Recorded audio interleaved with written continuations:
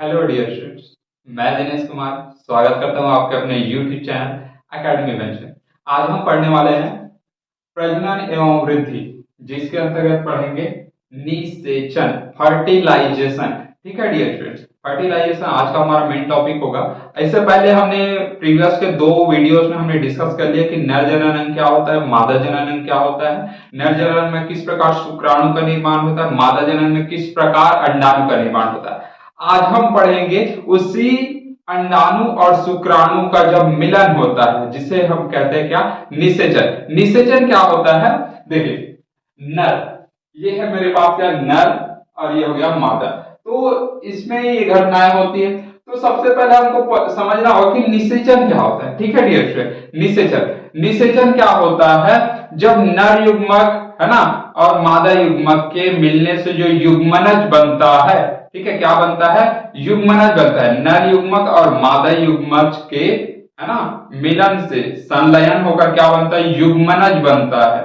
ठीक है, और यह क्रियाविधि क्या कहलाता है मेरे पास, निषेचन, फर्टिलाइजेशन। ठीक है डियर स्टूडेंट, समझ में आई बातें। देखो फर्टिलाइजेशन एक्चुअल में 2 प्रकार के होते हैं। कितने प्रकार के होते हैं, 2 टाइप्स के होते हैं। ठीक है, फर्स्ट क्या है मेरे पास, एक बाह्य निषेचन होता है, क्या होता है, आंतरिक निषेचन होता है। बाह्य निषेचन के अंतर्गत क्या होता है, जिसमें मादा के साथ जो मिलन है ना, मादा के जो युग्मज बनता है, युग्मज कहाँ बनता है, वो शरीर के बाहरी भाग में बनता है, बाहर में बनता है, इसे बोलते हैं बाह्य निषेचन। ठीक है डियर स्टूडेंट, एक्सटर्नल फर्टिलाइजेशन, बाह्य निषेचन। इसमें क्या होता है, जैसे कि मछली है, फिश है और उभयचर है, इस सब में कौन सा निषेचन होता है, बाह्य निषेचन।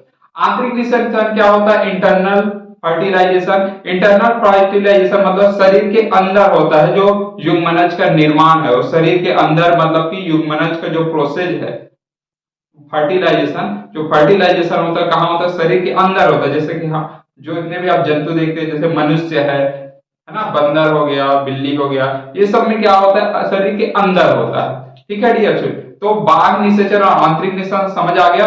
तो आज हमारा पढ़ेंगे भाई कि मनुष्य में है ना, मनुष्य में किस प्रकार फर्टिलाइजेशन। ठीक है डियर स्टूडेंट, आई बात समझ में, चलो देखते हैं, आ जाओ। सबसे पहले मेरे पास एक नर है और एक मादा है। ठीक है, मेल एंड फीमेल। ठीक है, तो मेल में क्या होता है, निर्माण होता है वृषण के अंदर है ना, और मादा किसके अंतर्गत होता है, अंडाशय। ये आप देख रहे हैं अंडाशय, नर में हमने देख लिया, वृषण के अंदर टेस्टिस, और ये है ओवरी, अंडाशय। तो वृषण के अंदर क्या निर्माण होता है, नर युग्मक। नर के अंदर क्या हुआ, नर युग्मक, मादा के अंदर मादा युग्मक।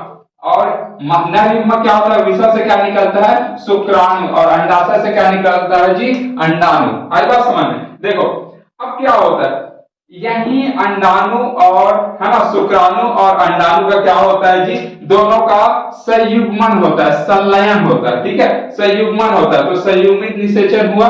ठीक है, और उसके बाद वही बना लेता है क्या, युग्मनज, जिसको बोलते हैं क्या, जाइगोट। ठीक है डियर स्टूडेंट, ये क्या बना लेता है, जाइगोट। ठीक है, चलो क्या बना लिया, जाइगोट, जिसे बोला जाता है क्या, युग्मनज। कैसे निर्माण हुआ, समझ में आई बात है। शुक्राणु और अंडाणु दोनों के दोनों का क्या हुआ, फर्टिलाइजेशन। अगर मैं इसको एन मान लेता हूं, चलो एन है, ये क्या अंडाणु एन है और क्या शुक्राणु भी एन है, तो मेरे पास जो युग्मनज बनेगा वो कैसे हो जाएगी, 2n। आई बात समझ में, क्या बन जाएगा, 2n। बढ़िया, आ गया समझ में। ठीक है, चलो बढ़िया।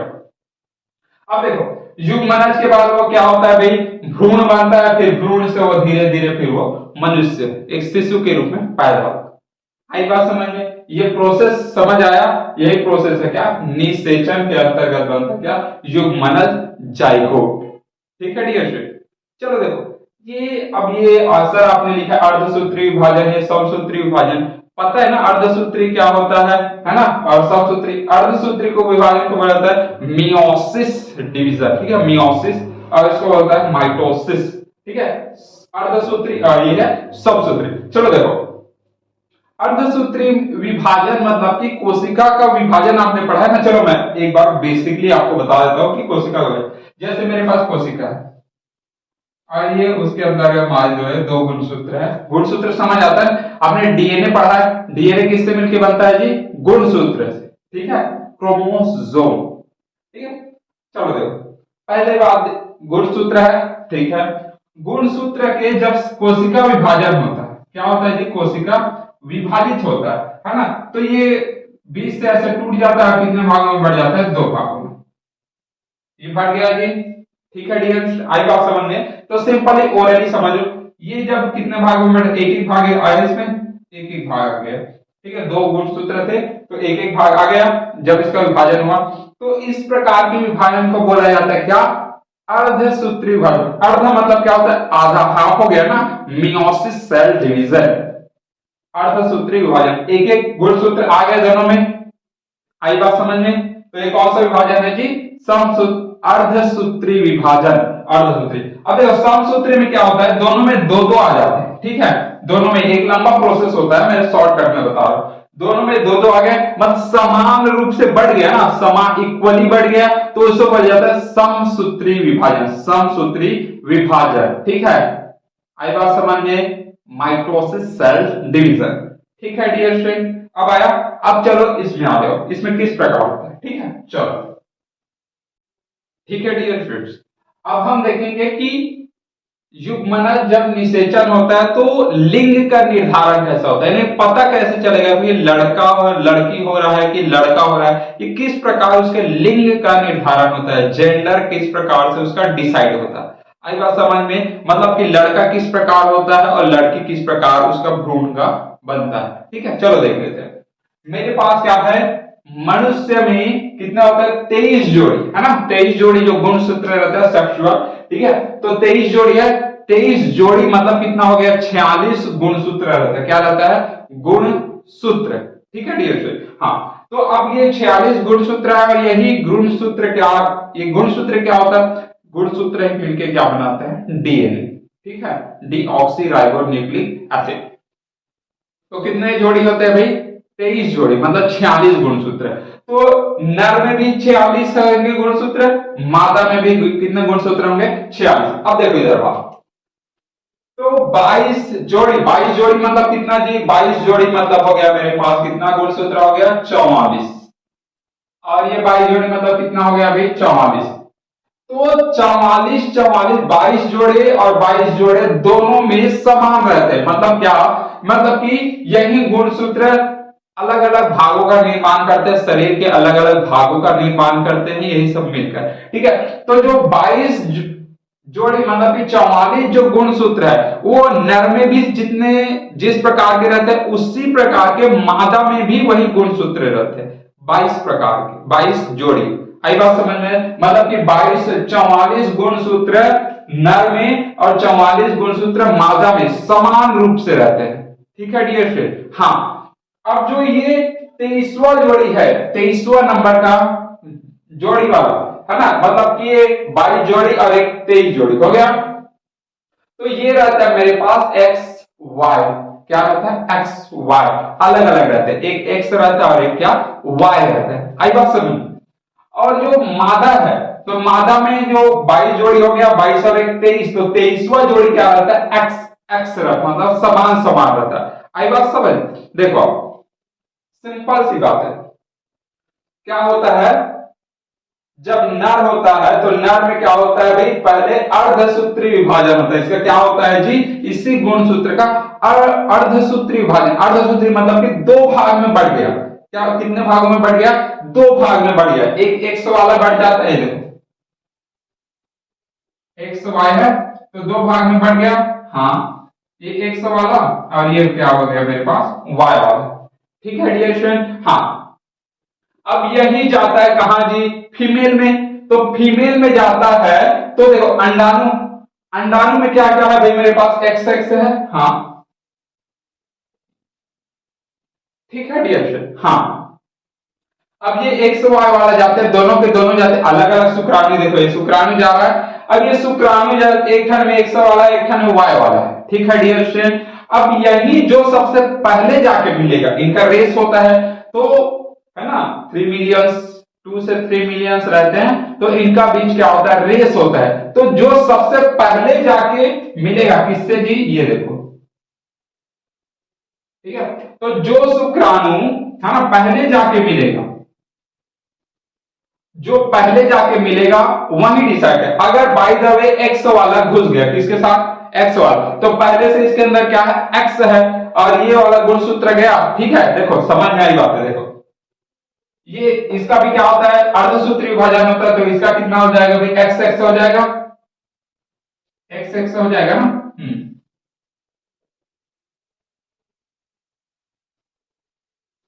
ये अब इसके पास क्या क्या है, एक्स एक्स है, फीमेल वाले के पास क्या है, एक्स एक्स है। अब यही शुक्राणु जाता है, ठीक है, ये देखो एक्स वाला गया, अब यही शुक्राणु गया, एक्स और वाई वाले जा रहे हैं, ठीक है डियर। अब एक्स वाले गया, अगर एक्स वाला पहले मिल गया, एक्स वाला पहले मिल गया, मतलब क्या बन जाएगा, ये एक्स एक्स हो जाएगा, एक्स एक्स मतलब कि फीमेल, मतलब क्या होगा, लड़की पैदा होगा। और अगर y वाला जाके मिल गया इसके साथ, तो क्या हो जाएगा, ये क्या बना लेगा, एक्स वाई, एक्स वाई मतलब क्या होगा, लड़का होगा।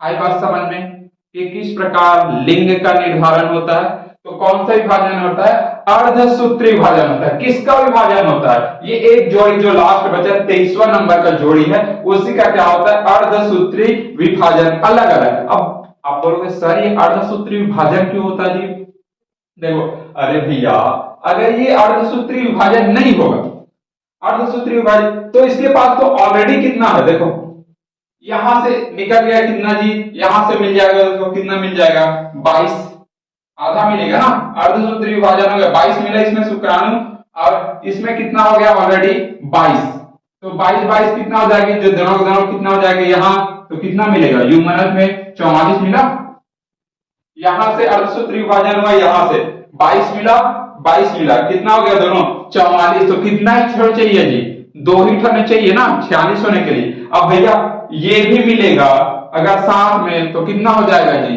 46, तो ऑलरेडी हुआ, तो इसके लिए तो जगह ही नहीं बचा। समझ में आई बात है। तो पहले इसका विभाजन होता है, किसका जी, अर्धसूत्री विभाजन, किसका, इन गुण सूत्रों का। आई बात समझ में, नर में भी होता है और मादा में भी होता है, नर में भी अर्धसूत्री विभाजन और समसूत्री, हाँ अर्धसूत्री विभाजन, मादा में भी। तो 22 22 और ये आधे और ये आधे, यहां से एक निकला, यहां से एक निकला, कितना हो जाएगा 44 और 2 46। आई बात समझ में, ठीक है डियर, आया ना। अब देखो युग्मनज बना देता है जाइगोट, तो यही जाइगोट का क्या होता है, समसूत्री विभाजन होता है, मतलब कि जो भ्रूण रहता है, पहले कोशिका रहेगा, फिर 2 बटेगा, फिर 2 फिर 2 फिर 2, इस प्रकार से वो एक टोटली एक भ्रूण बनता है। तो यहाँ पास कौन सा विभाजन होता है, युग्मनज के बाद भ्रूण का समसूत्री विभाजन। तो यहाँ भूलना मत, कौन सा विभाजन होता है, अर्धसूत्री विभाजन। ठीक है डियर स्टूडेंट, आई बात समझ में किस प्रकार नर का निर्धारण होता है और मादा का। चलो देखो यहां से ये जा रहे हैं स्पर्म, जब दोनों का क्या होता है, सेक्सुअल रिलेशन बनता है, तो यहां से इंटर करता है क्या, शुक्राणु। शुक्राणु कितना भाई, एक बार जब स्वस्थ, जब अगर मेरे को बच्चा पैदा करना है, स्वस्थ रूप से फर्टिलाइजेशन कराना है, तो कम से कम 7 ml रहना चाहिए स्पर्म। तो यहाँ घुसता है तो कितना ml रहना चाहिए, 7 ml, और एक 7 ml में कितना, 2 से 3 मिलियन, है ना, 3 मिलियन, 2 से 3 मिलियन क्या रहते हैं, शुक्राणु रहते हैं, स्पर्म। अब यही स्पर्म अंदर जाता है, तो देखो मैंने क्या बोला, 28 दिन में एक साइड इधर बनता है, एक साइड उधर बनता है, क्या बनता है, अंडा में। तो अगर इस साइड बना है, तो अब ये शुक्राणु जा रहा है, तो कई बार कुछ इधर चले गए, कुछ इधर चले, कुछ रास्ता ही भूल गए, कौन, शुक्राणु। तो इन्हीं शुक्राणु के बीच रेस होता है, ठीक है। तो हम भी पैदा हुए तो रेस करके ही पैदा हुए, ठीक है। हाँ, तो जो शुक्राणु गया कुछ आधा कुछ इधर, अब कुछ पहुंचे इधर, अब ये अंडाणु जिस समय बनेगा उसी समय ही होगा ना, ऐसा नहीं हर समय हो जाए, जिस समय अंडाणु ये एग है वो बन के निकला और उसी समय गया है शुक्राणु, तभी के तभी बच्चे पैदा होंगे। अब इसमें कौन कौन से वाले, एक्स वाले भी हैं और वाई वाले भी हैं, और इधर क्या है मेरे पास, एक्स एक्स वाला है, तो एक्स वाई वाले जा रहे हैं। अब ये डिपेंड करता है भैया, देखो ये गया, हाँ ये शुक्राणु गया, अब कोई एक ठन घुसेगा ना, ये बहुत सारे जा रहे हैं, ये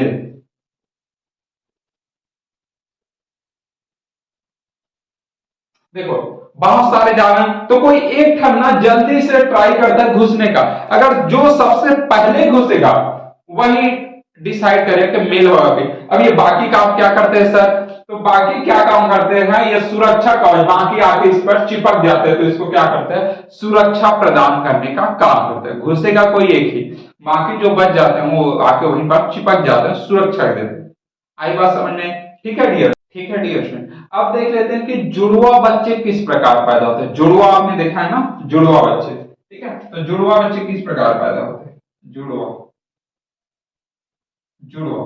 तो एक्चुअल में जुड़वा बच्चे आपने देखा दो प्रकार के होते हैं, एक जिनका शकल मिलता है और एक ऐसे जुड़वा जिसका शकल नहीं मिलता। इस जो शकल मिलता है उसको बोलते हैं समजात जुड़वा, समजात जुड़वा, मोनोजाइगोटिक, और एक रहते हैं विषमजात जुड़वा, विषमजात, समजात और क्या रहता है, विषमजात।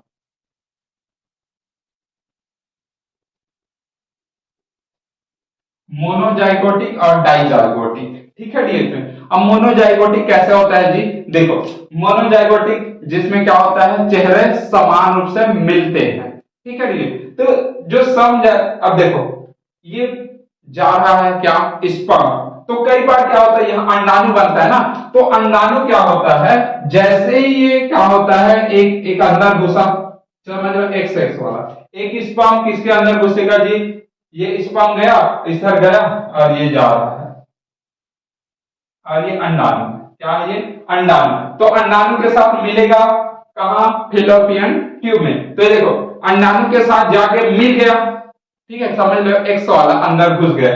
तो अंदर घुस गया ना, तो कई बार क्या होता है, उनका समसूत्री विभाजन हो जाता है। कई बार क्या होता है, इसका विभाजन हो जाता है। तो अंडाणु के अंदर घुसा ना, तो उसका विभाजन हो जाता है। तो कितने भाग में बढ़ जाता है, ये दो भाग में बढ़ जाता है, इस तरह से। अब ये आ गया और ये आ गया, चिपक गया जी। अब यहाँ आया, अब इसके बाद वो धीरे धीरे क्या होता है, अब यही से उनका पोषण शुरू हो जाता है। तो एक ही अंडाणु का क्या हो गया, विभाजन होकर दो भाग में वो बढ़ गया है, तो क्या हो गया, तो इसको बोला जाता है समजात जुड़वा। आई बात समझ में? इसमें क्या होता है, शकल एकदम से हूबहू मिलते जुलते रहते हैं, ठीक है डियर। हाँ, और देखो, और या तो लड़का लड़का होगा या फिर लड़की लड़की होगा। आई बात समझ में? समजात जुड़वा में या तो दोनों के दोनों लड़के लड़के ही होंगे या फिर लड़की लड़की होंगे। आई बात समझ में? विषमजात जुड़वा में क्या होता है, यहां से पहले से ही, है ना। अब ये देखो, ये शुक्राणु जा रहा है, शुक्राणु जा रहा है, स्पर्म जा रहा है ना। अब ये क्या करता है, कई बार ये अपने आप ही क्या हो जाता है भाई, ये दो भाग में बढ़ जाता है, ठीक है, या फिर दो बार निर्माण होता है। अंडाणु कितने टाइम बन जाते हैं, दो बार निर्माण होते हैं। और इधर से जा रहा है बहुत सारे शुक्राणु, तो कई बार क्या होता है, एक साथ दो अंडाणु बन जाते हैं। कितने अंडाणु बन जाते हैं, दो बन जाते हैं। तो पहले अंडाणु के साथ ये जाके क्रिया कर लिया, और दूसरे अंडाणु के साथ ये वाला जाके मिल गया, दूसरा वाला शुक्राणु। तो दोनों अलग अलग शुक्राणु मिल रहे हैं, अलग अलग शुक्राणु मिल रहे हैं ना, तो इसको बोला जाता है। अब ये दोनों आ गए, है ना, ये आ गया इस साइड और एक आ गया इस साइड, तो दोनों अब क्या होंगे भैया, इसको बोलेंगे विषमजात जुड़वा, ठीक है डियर स्टूडेंट। आई बात समझ में आया ना? हाँ, तो इस प्रकार की जुड़वा लड़के लड़कियां भी हो सकती है, या फिर लड़के लड़के या फिर लड़कियां लड़कियां भी हो सकती है, मतलब सेम भी हो सकते हैं, अलग अलग भी हो सकते हैं। आई बात समझ में? और इनका चेहरा ज्यादातर नहीं मिलता है, ठीक है, अलग अलग है, ठीक है डियर स्टूडेंट। आई बात समझ में? तो किस प्रकार जुड़वा बच्चे होते हैं, ठीक है, चलो बढ़िया।